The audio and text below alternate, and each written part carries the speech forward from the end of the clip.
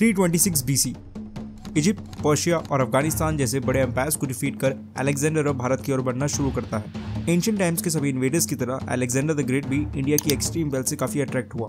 उस वक्त भारत में नंदा डायनेस्टी का रूल था, लेकिन उन तक पहुंचने के लिए अलेक्जेंडर को कई छोटे किंगडम्स जैसे तक्षशिला के अम्बी और झेलुम के किंग पोरस का सामना करना था।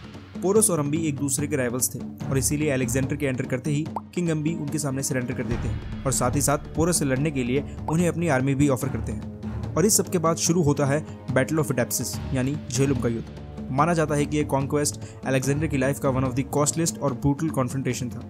किंग पोरस की एलिफेंट इन्फेंट्री से लड़ना मैसेडोनियन आर्मी के लिए एक ब्रूटल एक्सपीरियंस था और इसी के चलते अलेक्जेंडर के 13 साल से चल रहे लंबे कॉन्क्वेस्ट का ये आखिरी युद्ध था, जिसमें according to Greek sources king Porus को हार एक्सेप्ट करनी पड़ी, लेकिन उनकी ब्रेवरी को देख अलेक्जेंडर ने उन्हें उनका किंगडम वापस दे दिया। लेकिन अगर हम हिस्टोरिकल फैक्ट्स की बात करें तो ये पूरा नैरेटिव ग्रीक और रोमन सोर्सेज के थ्रू प्रेजेंटेड है और इंडियन टेक्स्ट में किंग पोरस जैसे किसी राजा का जिक्र तक नहीं है। तो क्या इसका मतलब अलेक्जेंडर बैटल ऑफ एडेप्सिस हारकर भारत से वापस लौट गया, या फिर ये इंडियन नेशनलिस्ट का बनाया गया एक हिस्टोरिकल मिथ है? आइए यही जानने की कोशिश करते हैं इस वीडियो में। दोस्तों, अलेक्जेंडर का जन्म 20 जुलाई 356 BC को मॉडर्न डे ग्रीस में हुआ, जिसकी एजुकेशन उस वक्त के ग्रेट फिलोसोफर एरिस्टोटल के अंडर हुई थी।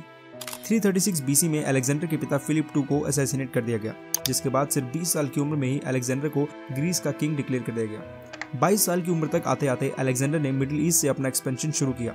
आगे बढ़ते बढ़ते वो कई शहरों को अपना नाम देता चला गया, जिनमें मॉडर्न डे इजिप्ट की दूसरी सबसे बड़ी सिटी अलेक्जेंड्रिया भी शामिल है।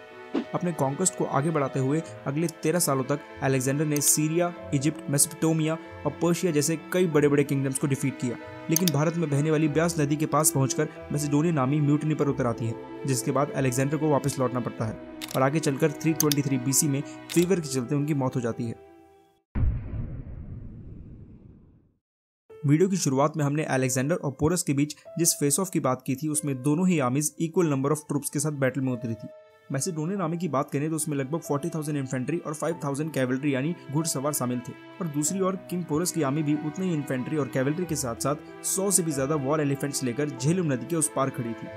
अलेक्जेंडर की बायोग्राफी लिखने वाले प्लूटार्च के मुताबिक किंग पोरस लगभग 7 फीट लंबे एक जाइंट वॉरियर थे, लेकिन बड़े ही बहादुरी से लड़ने के बावजूद भी डिफीट होने के बाद जब उन्हें अलेक्जेंडर के सामने कन्फ्रंट किया गया तो उनका कहना था, treat me as a king would treat another king, जिससे खुश होने के बाद अलेक्जेंडर ने किंग पोरस को उनका किंगडम वापस दे दिया।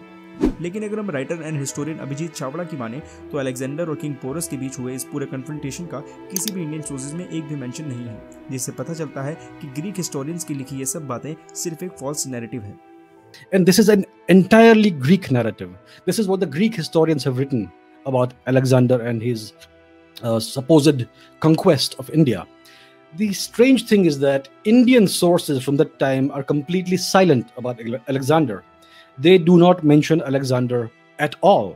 कई लोगों का मानना यह भी है कि मैसेडोनियन आर्मी के लिए पोरस की एलिफेंट इन्फेंट्री से लड़ना एक बिल्कुल नया एक्सपीरियंस था, जिसके चलते उन्हें काफी कैजुअलिटीज झेलनी पड़ी, जिसमें सबसे बड़ा लॉस था अलेक्जेंडर की हॉर्स बुकेफेलस का, जिसके बाद इवेंचुअली अलेक्जेंडर को डिफीट एक्सेप्ट करनी पड़ी। लेकिन अगर हम हिस्टोरिकल फैक्ट्स की बात करें तो बैटल ऑफ एडेप्सिस के बाद अलेक्जेंडर ने अपने हॉर्स को ट्रिब्यूट देते हुए पंजाब की एक सिटी का नाम बुकेफेला रखा।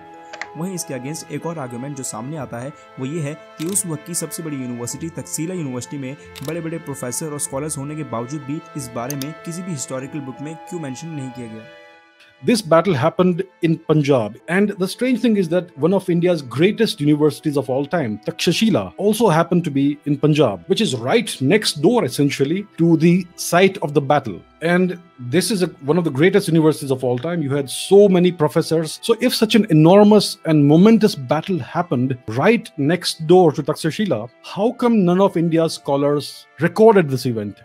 खैर, लॉस हिस्ट्री के एक्यूरेट फैक्ट्स पता लगा पाना फ्यूचर प्रिडिक्ट करने जैसा है, जिसमें सर्टेनिटी के चांसेस बहुत कम होते हैं, लेकिन इन सब के बीच हमें अपने रैशनल ओपिनियंस प्रेजेंट करने से पीछे नहीं हटना चाहिए। आप अलेक्जेंडर द ग्रेट और किंग पोरस के बीच हुए बैटल ऑफ एडेप्सिस के बारे में क्या ओपिनियन रखते हैं, हमें कमेंट करके जरूर बताएं, और ऐसे ही वीडियोस के लिए हमारे चैनल कोश को अभी सब्सक्राइब करें। धन्यवाद।